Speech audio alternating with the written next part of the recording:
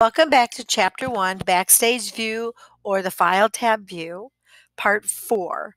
In this section, this is our last tutorial.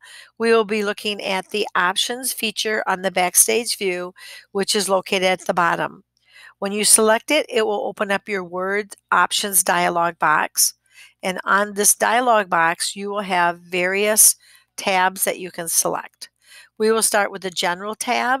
On the General tab, be familiar with your Enable Live Preview. Be familiar with how to personalize your Microsoft Office copy. Also be aware of how you can change your Office background, your Office theme. And last, be familiar with how to open email attachments and other uneditable files in Reading View. Our second tab is our display. On this tab, normally show all formatting marks are by default turned off. When you turn this on, it allows you to have your formatting marks automatically open on all documents. Also, too, by default, print background color and images in Word is by default turned off. If you have background color and images that you want to print off, you need to make sure that you select that. And then you would click on OK. The next one is our proofing.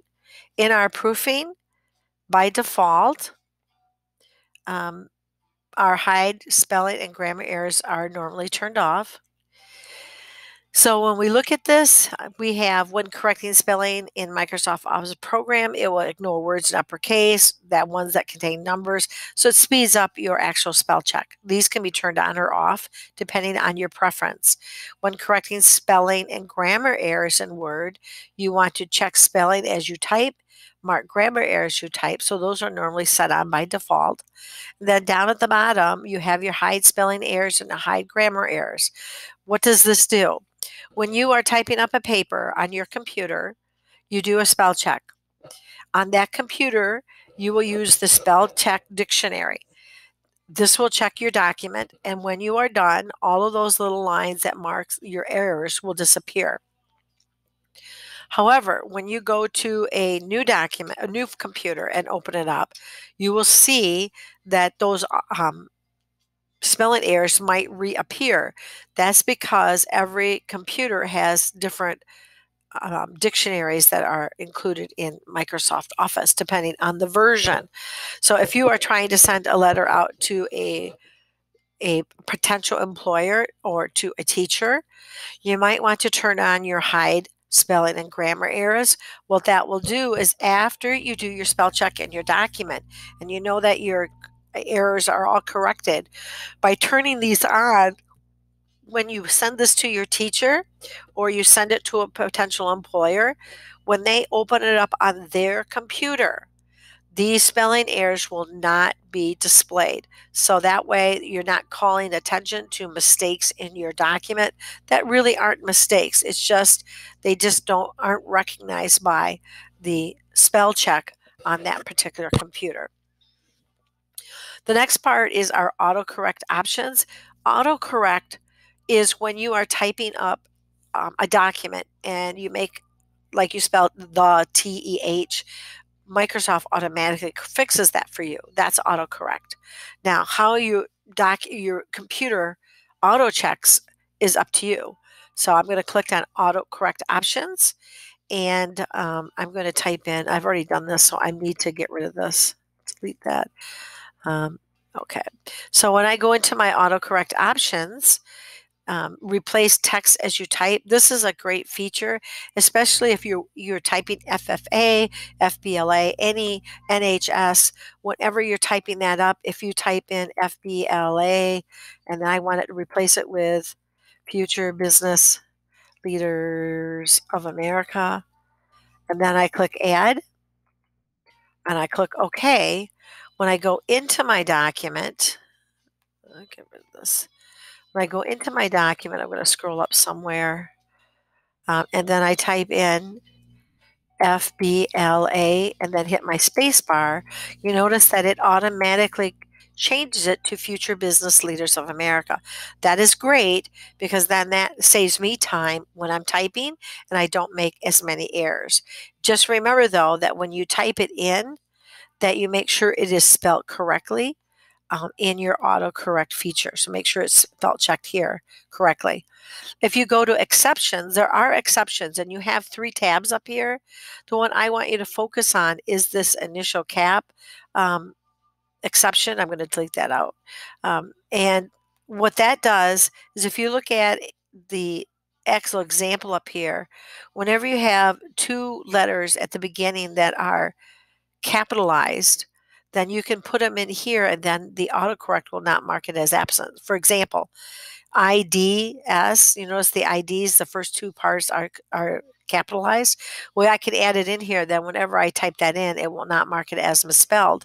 But I can also put in our examples, you're going to be typing in geometrics. So it's a capital G, capital M. So I click OK. Okay, okay, and then okay. So normally that type of word would be marked as misspelled, but because I put it in as an exception, notice that it is not coming up as being misspelled. All right, I'm going to go back here to our options.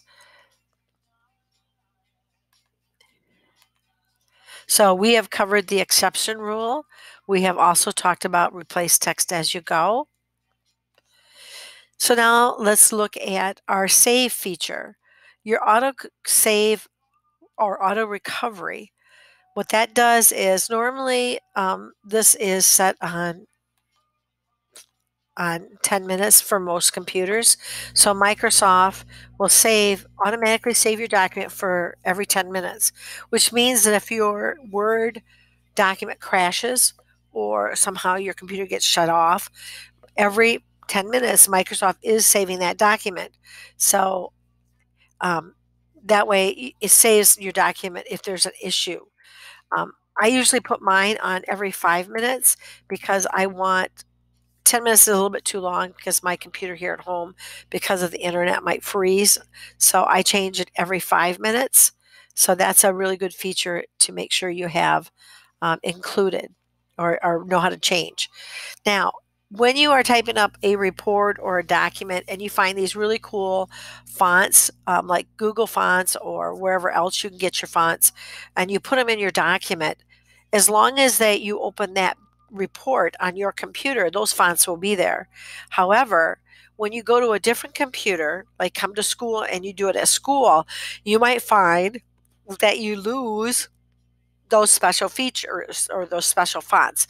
That's because they are not included in the font selection for that particular computer.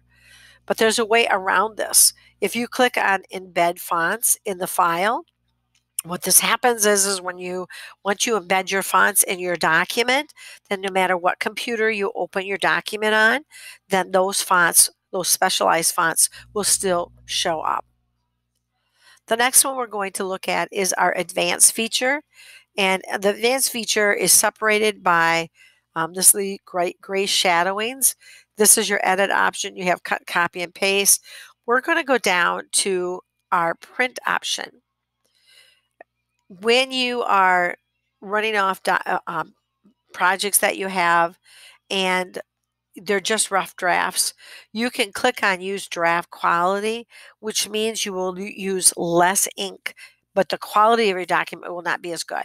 So when you're ready to print off your final document, you can turn that off, and then you'll get a much better printed document.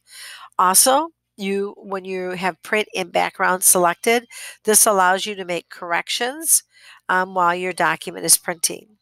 Then also too, you can also change the print page order. So right now mine prints off 1, 2, 3, 4, 5. I can reverse that and have it print off 5, 4, 3, 2, 1. And that's pretty much the feature that you need to be aware of for the advanced feature. And so now we have covered pretty much all of our tabs on our Word options box. I'm going to cancel out of here. That's pretty much what's left for Chapter 1. Remember, you can also use your handout on Chapter 1 as well as watch these videos. I hope you have a great time working on your exercises. Thank you for watching.